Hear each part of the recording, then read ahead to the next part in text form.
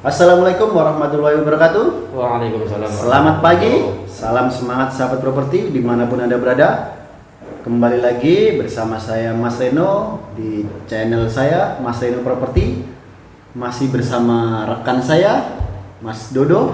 Ya, kita masih dalam sesi ngobrol santai bareng Mas Reno. Jadi kita kembali lagi Mas ya. Sampai jumpa lagi Mas. Sampai ketemu lagi nih Mas. Ketemu lagi. Nah, kali ini kita akan membacakan beberapa pertanyaan nih dari viewers kita, khususnya yang masuk ke YouTube saya. Itu ada beberapa pertanyaan, kita pilih pertanyaan 3 terbaik. Jadi kalau kita pilih semuanya waktunya panjang. Banyak kan Mas. Durasi mungkin di lama. sesi berikutnya mungkin ya. Iya, jadi kita sudah ambil 3 pertanyaan yang menurut saya ini sudah mewakili pertanyaan dari sahabat-sahabat properti yang ada gitu.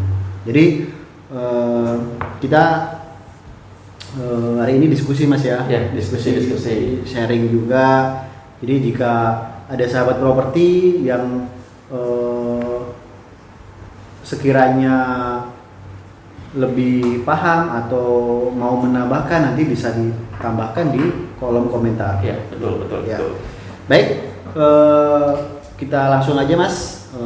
Untuk pertanyaan pertama, ini datangnya dari @Vico Radio. Mas Radio, yang Vico. Kayaknya ini orangnya ganteng gitu Mas. Modelnya kayaknya. Nanti kita cek ya. Iya, Oke. Pertanyaannya, Mas, saya mau nanya perbedaan antara GIRIK, SHGB, dan juga SHM. Nah, ini mungkin dari Mas Dodo dulu mau memberikan penjelasan, silakan. Ya, oke Mas. Jadi memang beberapa pertanyaan umum ya terkait legalitas tanah, khususnya kan itu kan lebih ke tanah ya. Posisinya kalau bangunan kan legalitasnya ke IMB. Nah, ke tanah ini memang ada beberapa tipe atau jenis legalitas. Nah, itu memang yang pertama tadi disebutkan GIRIK, SHGB atau SHM. Nah, kalau kita berbicara masalah GIRIK itu cenderung masih adat ya. Jadi tanah adat di mana itu ya turun temurun lah. Biasanya yang tahu ya emang tetangga kanan kiri, sama biasanya tercatat juga sih di kelurahan atau di kecamatan. Karena itu sebenarnya juga ada suratnya, surat GIRIK. Namun memang tercatatnya kan baru lingkup kecil ya di wilayah itu aja. Secara nasional belum tahu karena di database di BPN sendiri kan belum ada karena masih GIRIK. Seperti itu. Nah, kalau SHGB itu kan sertifikat hak guna bangun. Nah, ini memang sertifikat ini diperuntukkan sebenarnya ke developer ya, khususnya developer yang memang haknya untuk bangun saja. Nah, apakah nanti aman ini? Tetap aman. Karena jatuhnya memang sertifikat itu dia ada batas waktunya Mas ya. Ada waktunya kurang lebih 25 tahun ya. 25 tahun, nanti perpanjang lagi 20 tahun, kalau nggak salah itu sampai 90 tahun itu. Apakah nanti bisa dinaikkan jadi SHM? Nah, itu bisa posisinya. Jadi kalau SHGB itu belum hak milik ya, belum SHM itu tadi ya. Itu biasanya sih ketika kita membeli rumah baru yang notabene itu dibangun developer PT posisinya. Nah, itu biasanya pas pemecahannya itu bisa jadi awalnya itu sertifikat induknya itu SHM Mas. SHM. Nah, karena dibangun developer A misalnya itu dan atas nama PT, akhirnya jadi SHGB itu dulu nantinya. Nah, nanti bisa dinaikkan menjadi SHM. Nah, yang berikutnya tadi SHM, sertifikat hak milik, itu bisa dibilang itu sertifikat tatanya hitungannya tertinggi ya. Karena hitungannya keseluruhan sertifikat itu. Ya, karena dari semua itu bisa dibilang tertinggi dan paling aman untuk sertifikat hak miliknya tanpa harus kita perpanjang. Karena itu udah final. Kurang lebih seperti ini Mas. Itu biasanya kalau SHM dia tercatat ya di secara data di BPN pun. Iya, SHGB, SHM itu Tercatat semua ya. Tercatat. Nah yang belum di BPN yang belum ada kan girik. Girik, betul. Posisinya karena itu masih tingkatan kampung lah biasanya kan, masih di kampung itu yang Harus tahu. melalui proses pendaftaran dulu ya. Nah nanti harus proses pendaftaran. Nah kemarin kan ada proses apa namanya yang dari pemerintah itu kan yang gratis, kalau bahasanya pemutihan lah. Pemutihan, gitu betul. kan. Itu Bukan kan didaftarkan ya. saja. Nanti biasanya ada tim yang ukur batas-batasnya mana, diukur sama tim dari program BPN itu, ada surat ukurnya dan terbitlah SHM. Biasanya seperti itu. Bahkan sekarang ada program pemerintah ya kalau nggak salah yang sertifikat online itu Mas ya. Yang elektronik. Elektronik. Ya, Itu elektronik. memang baru sekarang ini ya, kan hitungannya, dan itu nanti lebih memudahkan mungkin Mas ya. Iya. Cara pengecekan juga ya. betul, karena dan secara keamanan nggak takut kalau misalnya nanti banjir tiba-tiba kebanjiran hilang gitu kan, karena ya sifatnya elektronik ya sudah pasti Tidak ada bentuk fisik ya. tidak ada Ya. bentuk fisiknya. Paling memang kadang-kadang teman-teman itu nanti takutnya nanti kalau misalnya datanya ke hack atau apa, nah itu yang mungkin karena belum ya kita belum bisa ngomong lebih jauh Mas ya. Nanti kalau terkait apa namanya aman nggaknya memang bisa langsung tanyakan ke BPN langsung seperti itu. Jadi simpulannya lebih amannya itu sertifikat itu memang harus dijadikan paling tidak kalau nanti dari personal pribadi tadi ya harus ke sertifikat hak milik rasanya. Iya, kalau mau biar tercatat secara nasional memang harus mau jadi hak milik SHM itu tadi, karena kalau girik itu biasanya kan masih inilah agak khawatir posisinya kan, karena apalagi kalau misalnya turun temurun ada yang ngakuin lagi, Betul. ada yang ini, itu yang Mungkin agak itu yang riskannya. biasa terjadi kayak sengketa gitu, salah satunya itu juga kali ya Mas ya. Iya, salah satunya itu. Dan nah ini yang perlu catatan nih Mas. Biasanya kan kalau girik itu pas kita beli kadang-kadang itu kan akan terbit namanya AJB. Betul. Nah AJB itu sebenarnya bukan legalitas itunya, itu hanya sekedar surat bahwa apa namanya si A ini membeli tanah dari si B. Nah di legalitasnya itu di AJB itu. Jadi itu bukan, kadang-kadang kan kalau kita tahu legalitasnya apa atau suratnya apa sudah AJB Iya, gitu kan. biasanya kan suka ada gitu Nah kan. itu sebenarnya bukan legalitas ininya, ya suratnya apa Ya, bisa masih dijadikan gini. ini ya patokan bahwa itu legalitas secara apa sah ini ya. Iya, karena sebenarnya suratnya masih girik. Nah AJB itu apa? Ya AJB itu menandakan bahwa si A membeli tanah yang girik itu dari si B dengan angka sekian. Oh jadi ini bagian dari proses ya. Nah. Bagian dari proses. Karena AJB nanti ini kan muncul juga Mas ketika kita beli tanah atau rumah yang SHM. Kan ada AJB Ada juga. AJB-nya. Nah, itu makanya kan AJB itu ya itu surat menandakan bahwa kita itu beli dari si A dengan angka sekian, apa namanya daerah ini, seperti itu tertulisnya di situ. Kalau bahasanya ya surat perjanjian jual beli lah Mas, bahasanya kayak gitu. Jadi sebelum naik ke sertifikat hamilnya itu memang harus melalui proses AJB. Betul. Ya, nah, proses AJB sendiri itu pasti dasarnya dari tadi kalau memang suratnya masih girik, ada tadi surat keterangan ahli waris, surat sengketa, kurang lebih seperti itu. Nah itu kan ada tercatat di kelurahan atau kecamatan gitu kan, dan itu sebenarnya ada girik aslinya Mas. Jadi kalau kita beli tanah yang masih girik, nanti ada AJB itu, di AJB itu harus dilampirkan giriknya itu.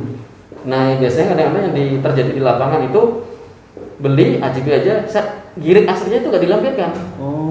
Nah itu tetap kan ada apa namanya surat asli giriknya lah. Nah itu kadang-kadang yang jadinya di lapangan itu, loh ini kemarin udah saya beli, kok dijual lagi ke sono? Nah itu yang repot. Ternyata pas dicek di AJB yang dulu mana girik aslinya nggak ada, yang ternyata girik aslinya di sana. Ada yang seperti itu. Makanya kan kalau misalnya teman-teman beli tanah yang masih girik memang harus benar-benar dicek ininya ke kelurahan kecamatan, dibikin AJB-nya, dan memang nanti setelah AJB harus dilampirkan girik aslinya posisinya. Jadi itu. memang pihak terdekat yang memang istilahnya yang mengetahui seluk beluk tanah itu ya. Betul.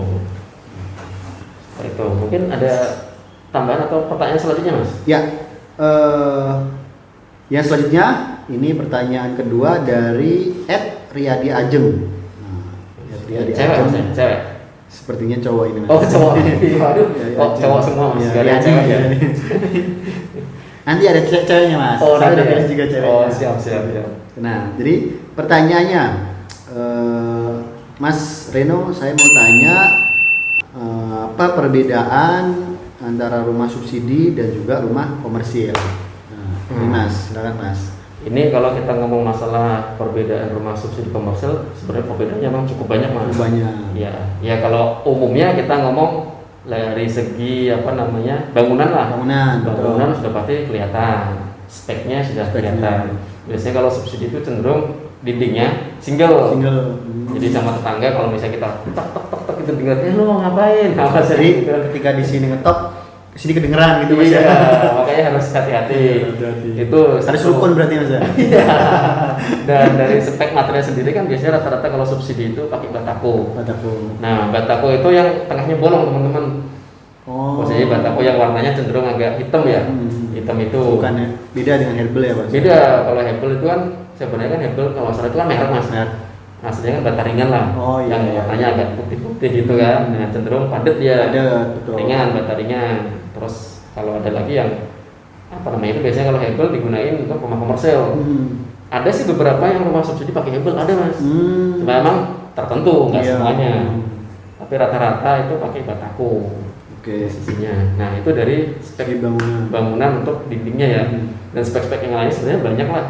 Kalau kita lihat dari segi jendela, kusennya, pintunya, terus lantainya. Karena memang disesuaikan dengan harganya juga mas ya. Betul. Ya. Karena kan kalau subsidi udah dipatok sama pemerintah mas ya. Harganya harus sekian. Dianggap berapa mas sekarang itu? Saat ini kalau nggak salah 168 juta mas. 168 ya untuk di Jabodetabek ini ya. Iya. Nah itu kan otomatis kan memang udah dipatok harganya segitu, mau nggak mau mungkin developer kan harus muter otak. Betul. Biar masuk dapat rumah yang layak posisinya kan. Dan akhirnya ya seperti itu jatuhnya secara material ini. Dan kalau perbedaan yang lain paling kalau terkait itu gimana mas ya? Terkait KPR-nya mas, pengajuannya itu mungkin Mas Reno lebih paham. Kalau KPR sih kurang lebih sama antara subsidi dan komersil. Paling yang membedakan kalau subsidi itu kan biasanya dia diperuntukkan hanya satu kali untuk satu kakak. Jadi di dalam satu kakak itu misalkan satu keluarga nih, dia hanya boleh dapat subsidi selama satu kali. Oh gitu. Terus yang selanjutnya untuk penghasilan. Nah penghasilan biasanya juga ada batasannya gitu. Misalkan dia karena kan memang dari bahasanya kan rumah subsidi ya. Jadi memang itu mendapatkan subsidi dari pemerintah. Dan jatuhnya memang untuk kelas menengah ke bawah. Betul, gitu ya. Kelas menengah ke bawah. Artinya ini MBR mas, masyarakat berpenghasilan rendah. Oh iya, gitu. Istilahnya MBR. Jadi gitu, misalnya untuk gaji sendiri itu misalnya di angka maksimalnya 4 juta gitu kan. Maksimal 4 juta gitu seperti itu. Terus yang membedakan dari persyaratan-persyaratan itu kalau subsidi dia harus ada surat keterangan dari kelurahan biasanya mas, surat keterangan tidak memiliki rumah. Oh karena jatuhnya memang subsidi itu untuk rumah pertama tadi itu ya. Artinya kan ini masih berkait dengan struktur pemerintahan. Gitu.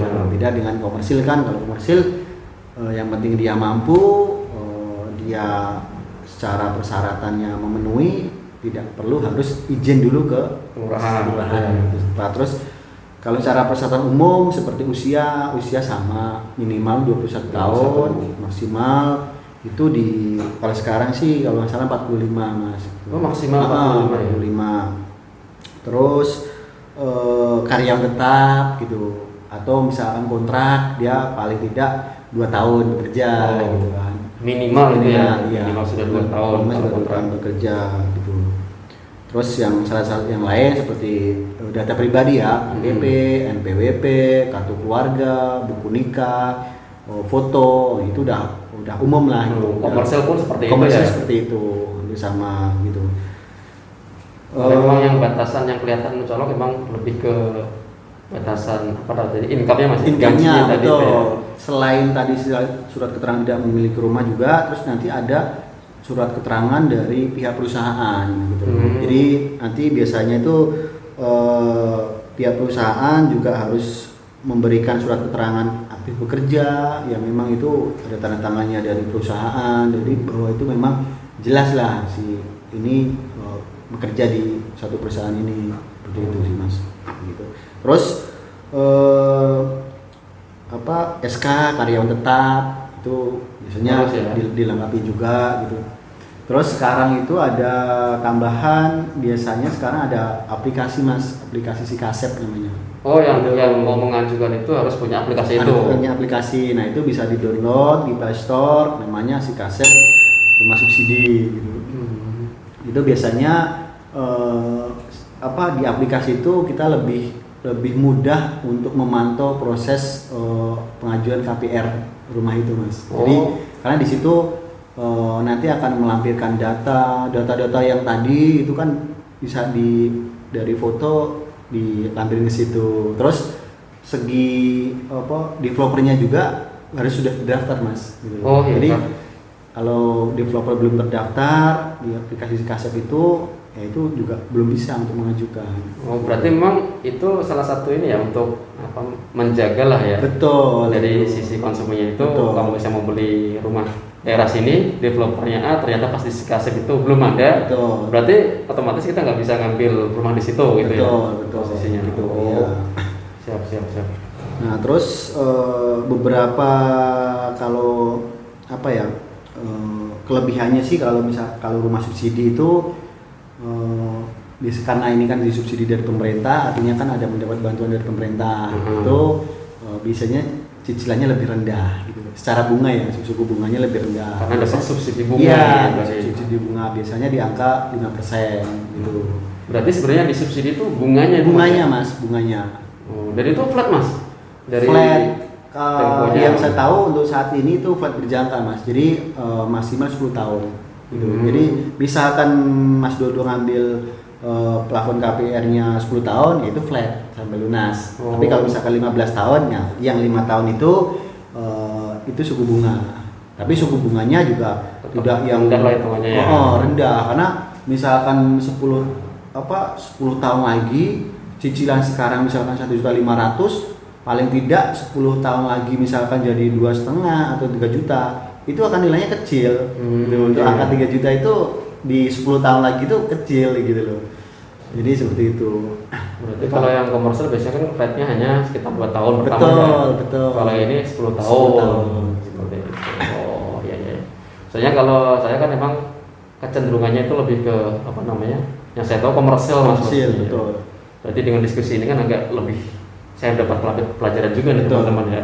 Iya, kalau tadi secara kelebihannya ya, kalau subsidi untuk suku bunganya lebih rendah, kami dapat dari subsidi pemerintah. Tapi secara kekurangannya untuk rumah subsidi itu kan secara lokasi itu kan bisa dibilang kan biasanya sawah gitu. Agak terpencil lah mas gitu, agak jauh dari pusat kota gitu. Berbeda dengan komersil gitu kan, karena ya tadi menyesuaikan dengan harga tanah, sesuai budget yang ditetapkan oleh pemerintah itu. Jadi memang lokasi kadang sedikit jauh aksesnya gitu ya, karena memang itu rumah subsidi bisanya developer dengan kerjasama dengan pemerintah ya bisa bangunnya situ.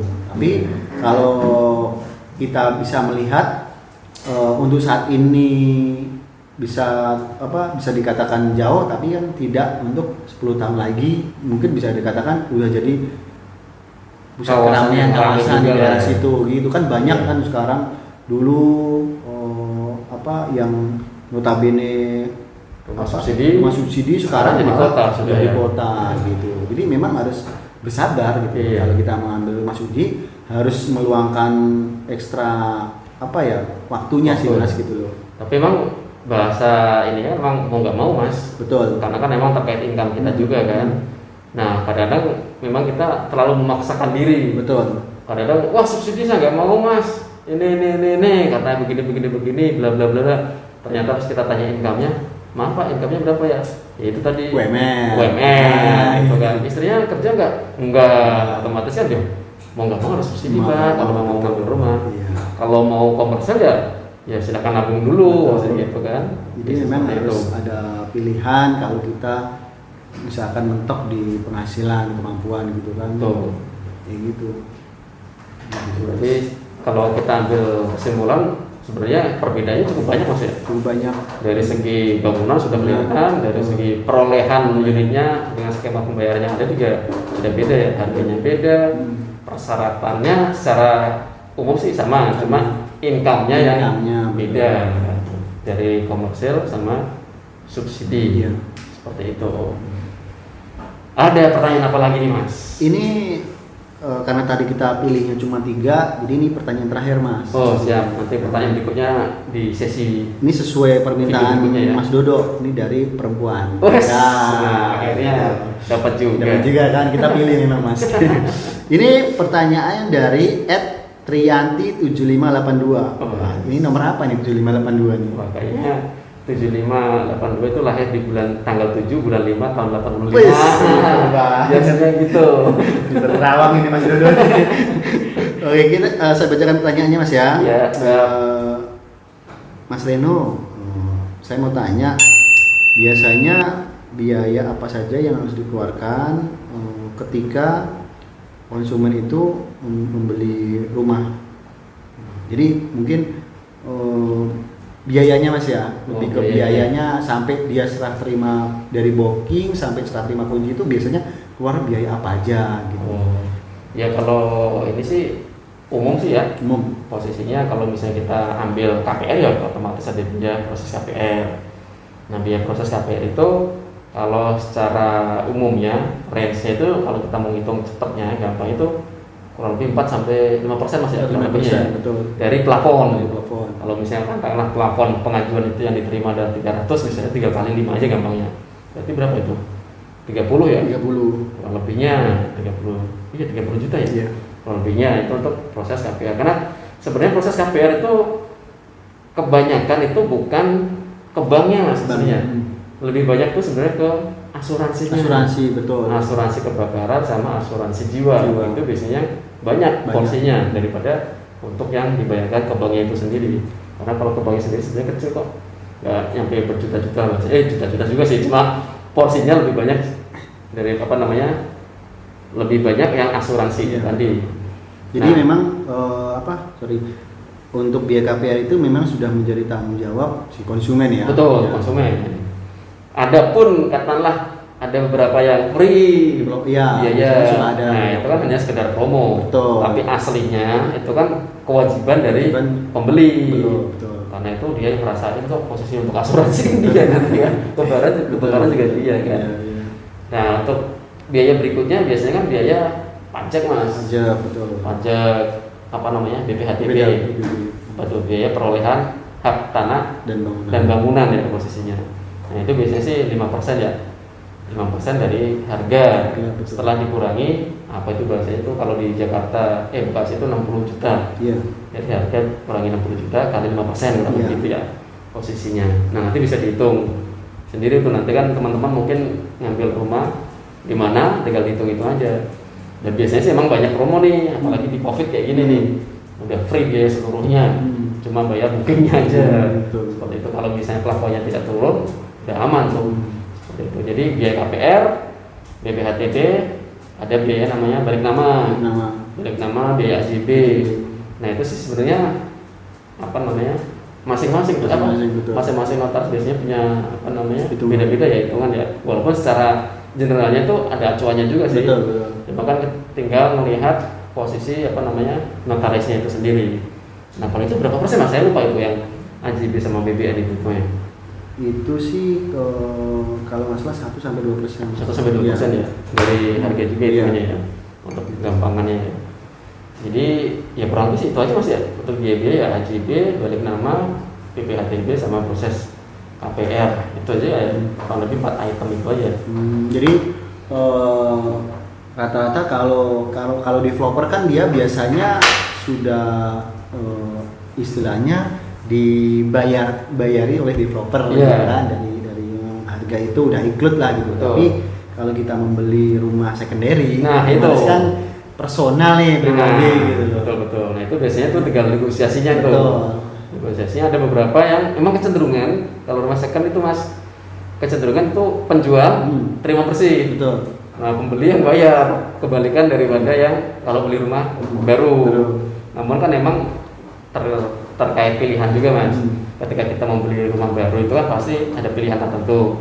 Ketika membeli rumah second pun ada pilihan tertentu. Bisa jadi dia nyari yang sudah lingkungannya rame, akhirnya beli rumah second. Tapi emang konsekuensinya kalau kita ngomong masalah harus pajak, nah emang harus bisa jadi bayar ekstra, bayar sendiri jadi seperti itu. Karena kecenderungan penjual ya, termasuk tadi DP juga ya. Nah, iya, DP. Dia harus ada keluar buat betul DP juga ya. Biasanya kalau rumah secondary itu biasanya sekitar 15% mas ya, 15 sampai 20% ya, kurang lebihnya. Nah itu juga harus diperhitungkan juga itu kalau misalnya teman-teman mau ngambil rumah secondary. Betul. Ada pasti biasanya ditarik DP, terus pajak-pajak yang negosiasi sama penjualnya otomatis seperti itu. Beda kalau misalnya kita ngambil rumah baru. Tapi kembali lagi itu pilihan mas. Betul. Ada kadang kalau dihitung-hitung, memang sih harus ngeluarin biaya besar di awal, tapi mungkin lebih murah gitu. Betul. Kan ada juga. Karena itu kalau terkait lokasi biasanya orang ada yang nyari udah rame, betul. Tetangganya sudah ada, RT-nya sudah hidup lah gitu. Iya udah hidup, jadi tinggal masuk kenalan sama tetangga kanan kiri udah selesai. Kalau rumah baru kan cenderung celeng kanan kiri belum ada yang huni gitu kan. Kalau belum ada yang huni, nanti dulu lah nunggu yang lain gitu. Nggak taunya emang nggak ada yang huni. Karena bisa jadi yang huni untuk investasi aja. Iya. Jadinya nggak punya teman gitu. Oh ya tadi sedikit tambahan kalau subsidi tadi kan dia harus memang rumah itu dihuni sesuai dengan pemohon. Jadi ketika kan jadi ada nanti peninjauan dari pihak bank gitu kan dalam 1 tahun itu misalkan biasanya 2 atau 3 kali gitu kan ketika itu, ada gitu, meninjau rumah itu nggak ditempati gitu kan itu biasanya ada surat peringatan. Ataupun kalau ditempatin tapi sama penyewa kena juga.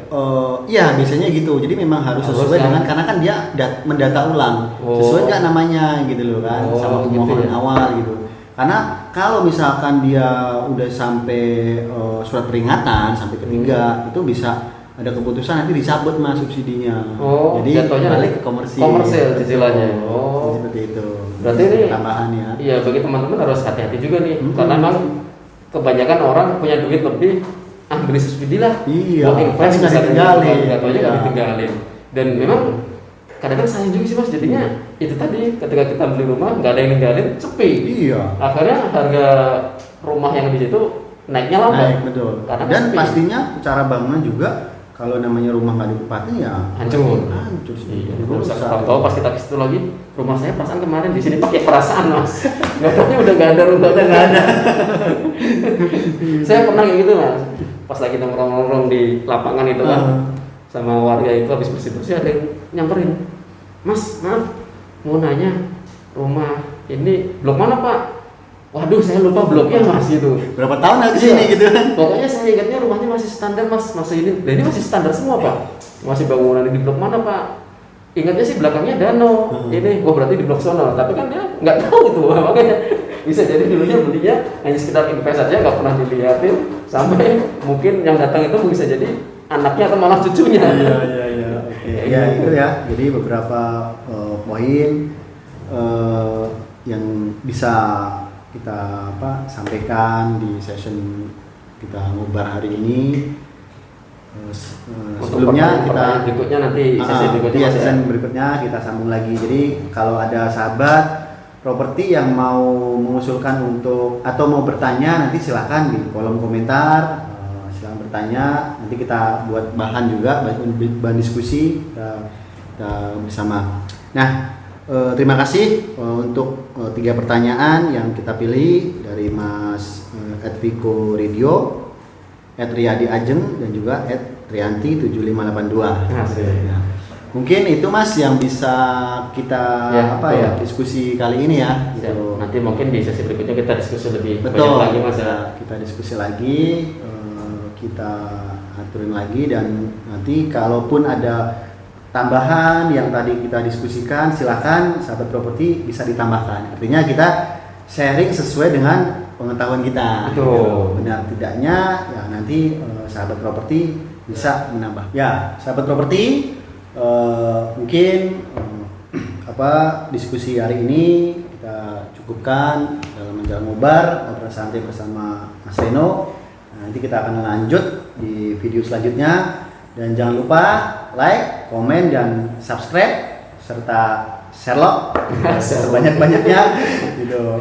Jadi biar sahabat properti semua, saudara, teman bisa tahu gitu channel ini dan juga channelnya Mas Dodo juga ya, Impian gitu. Ya, sekian podcast kita hari ini. Kurang lebihnya mohon maaf. Selamat pagi, salam semangat sahabat properti. Selamat pagi.